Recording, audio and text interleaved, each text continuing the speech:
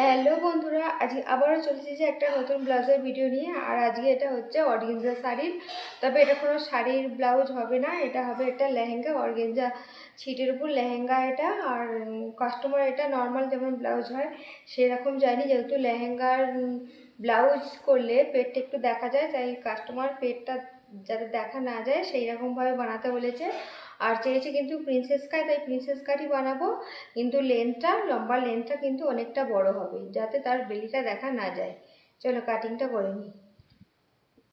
দেখো, এটা আমি পার্টগুলো বসিয়ে বসিয়ে সব ড্র করে নিয়েছি। এবার আমি এটা কেটে নেব। তবে এটা কোনো লাইনিং নয়, এটা একটা সিল্কের কাপড়, যেটা লেহেঙ্গা, যেহেতু এর সাথে লাইনিং দিলে খুব একটা ভালো লাগতো না, এর সাথেই এটা ছিল। এই যে এটা হচ্ছে সিল্কের একটা কাপড়। আমি এটা হবে 34, না 34-এর একটু বড় বা 36-এর ছোটো, তাই আমি মাপ দিয়ে কেটে নিয়েছি। আমার ডায়াস কাটাই থাকে, সেই ডায়াস ফেলে আমি ড্রয়িংটা করে নিয়েছি।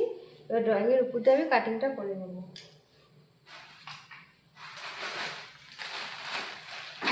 ডায়াস কাটা থাকলেও ডায়াস কাটা থাকে 32, 34, 36 এইসব সাইজে কাটা থাকে, কিন্তু প্রপার এক একজনের 32ও হয় না, 34ও হয় না, ঠিক মাঝামাঝি পোর্শনের সাইজগুলো হয়। তখন আমাদের এই ডায়াস ফেলি কাটি, তখন একটু বাড়িয়ে নিই, ছিট একটু কমিয়ে নিই, আমাদের ওটা কাটতে কাটতে অভ্যাস হয়ে গেছে, সেই হিসেবেই কাটি।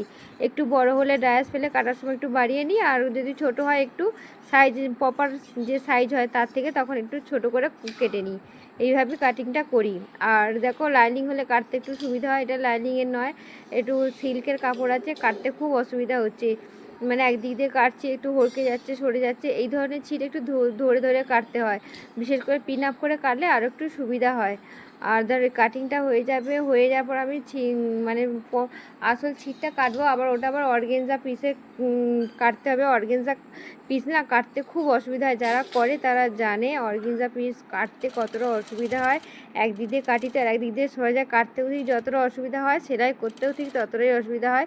তবে একটা সুবিধা, এর পিঠের আর সামনের মানে ডিজাইন করাই ছিল, সেই হিসেবে আমাকে করতে হয়েছে, বেশি খাটতে হয়নি। কিন্তু অর্গেঞ্জা পিস মানে ছিট কাটতে বা সেলাই করতে খুব সমস্যা, মানে প্রচুর সময় লাগে। দেখো সামনের পাটটা মোটামুটি হয়ে গেছে, আর লম্বাটা অনেকটা লম্বা, এই পিছনের পাটটা করে নিয়ে তারপর হাতের কাজ করব। ব্লাউজটা পুরো কমপ্লিট হয়ে গেছে, এই যে ব্লাউজটা দেখতে কিন্তু খুব সুন্দর লাগছে। আর এটাতে সামনেটা পিছনটা এই যে কাজ করে ডিজাইন করাই ছিল, সেই হিসেবে ডিজাইনটা হয়েছে।